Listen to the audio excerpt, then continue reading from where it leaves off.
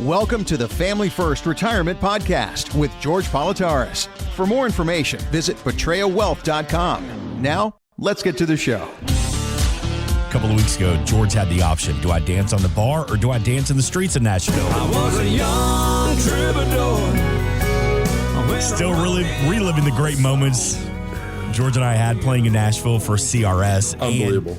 And while a lot of people had the opportunity to meet some up-and-coming country music stars, Megan Maroney was there, Austin Snell was there, Chancey Williams, you were the only one, George, that had the opportunity to sit down with an up-and-coming comedian as well. Oh, yeah. Yeah, Dusty Slade. Great guy, man. Had the room going. So Dusty Slade's appeared on Jimmy Kimmel, Jimmy Fallon. But here's what's special about him while we got a chance to talk to him in Nashville.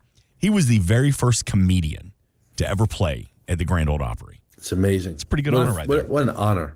So I want you to hear Pretty this nice conversation. guy. Great Really guy. nice guy. Here's George's conversation with comedian Dusty Slade from Nashville. Hey, Dusty, welcome. Thanks for stopping by. Yeah, thank you for having me. I appreciate it. Do people say, I've heard that you're the Walmart version of Billy Ray Cyrus? That's what people say, and I was like, I don't know how you get more Walmart than Billy Ray Cyrus. That's what I mean. Billy Ray Cyrus was an achy breaky heart for me when I was growing up. You know what I mean? I loved it, but I'm like, We're pretty common, because I get told I look like Joey from Friends, but the fat version. So we fit well together. I was going to tell you that when I walked in, but I wasn't going to say that second part. But I was going to tell you it looked like Joey from Friends. Well, hey, you got to call a spade, brother. Yeah. I see you have a new show coming out on Netflix, The Working Man, and you're really expanding. How do you find that streaming and podcasts, with your new podcast, work for you to get out there? I mean, I think podcasts are where it's at now. It's like, I don't know. I mean, for me, it's like, you're on Netflix and then you go and you do these podcasts. Everybody's listening to podcasts. That's all we listen to now. I think people are not listening to radio in the same way, because now you have your entertainment on demand. Right. So you just pop on a podcast. Somebody says, hey, this guy's on Netflix. Later, when you're at home at night, you're flipping through, you go, oh, I heard this guy on a podcast. And then you watch it. I think it's very effective. A bunch of people just took pictures of me in the lobby. That's never happened before. I don't even know if they knew who I was, but a chain reaction got started, and I was like, wow, people take pictures with me, but I got bombarded in a way, and I was like, this is weird, but also pretty cool. Cool. So when you sit there and you're out on the road, how do you downsize when you're out on the road so much? Because you have a tour going on right now, coming across the country.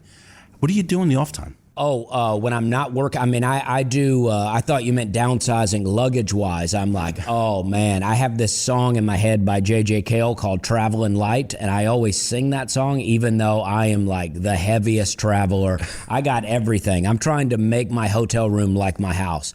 But when I'm off, I try to get into a little farming type stuff. I'm trying to grow some fruit trees, try to do gardening, just real earthy things, because when I'm out on the road, it's like social media, it's like entertainment, electronics, lights, equipment. So when I'm done, I like to, be grounded and be doing non-screen related activities. What made you go into this field? Who influenced you to become a comedian? I don't know that, I used to like comedy growing up, but I don't think it was any comic that I was watching that made me say, I'd like to do that. I moved to Charleston, South Carolina. I moved to a new city where I didn't know anyone, and I took an improv class. I liked doing that. From there, I started doing a little stand-up, and then I was started to get good, and I was like, well, maybe I can make a living at this. And that's all I set out to do, was make a living. I actually never even thought about a Netflix special. I mean, we dreamed about a late night like it would never happen, and now I've done 6 late nights. So, awesome. So it's pretty wild for me. How do you practice your seminar? How do you practice your lines, your jokes? Does your wife bounce off? What do you do? Who do you practice with? There's really, at this point where I'm at, there's really no way to practice than just be on stage, right? I say we're having a good time. I do a wave. I say I like to wave, let you know when the joke's over. And it's like, now I'm on stage. I'm doing an hour. I got a new chunk I want to do. I throw it in the middle of 2 jokes that I think are going to work. So I'm like, I do my good joke. Here's my new joke. If it doesn't work, I go, we're having a good time, and then do the next joke. That's exactly what I was going to ask you, how you handle a bomber. Yeah, I mean, fortunately, I've not bombed in a long time, but I do have jokes that don't work from time to time, So it's like, you just go, hey, we're having a good time. I think the key is you got to let the audience know that you're okay. Like, because if they see you bombing a joke, then the audience, I think, starts to feel bad for you or get worried for you. So you got to let the audience know, hey, I'm okay. If you had to give someone starting out, 'cause you're still relatively young, financial advice, how you're getting forward, how you're planning for tomorrow, what would you tell them? In comedy or just in life? In life. I would just life. say really cut all your expenses. Like, there's so many things that you probably don't need. You probably, if you have a car that's paid off but it's raggedy, keep it until Perfect. you can save your money and try to buy a car in cash. I mean, I know that's way harder these days than it was even 10 years ago, but all these payments, that really drags you down. That's that sign there. I really appreciate you coming in, Dusty. Yeah, thank you you so much, and we look forward to hearing you on Netflix and getting you to see your tour when it comes to Philadelphia, hopefully. Thank you. I don't know if anybody wants financial advice from me, but thank you. They better. We're having a good time. Good. Hey, George, man, great job. Dusty Slay, man, a lot of fun. He's one of those that you can say, I got to talk to him before he started selling out arenas. And now he has a new special on Netflix coming out, folks, The Working Man.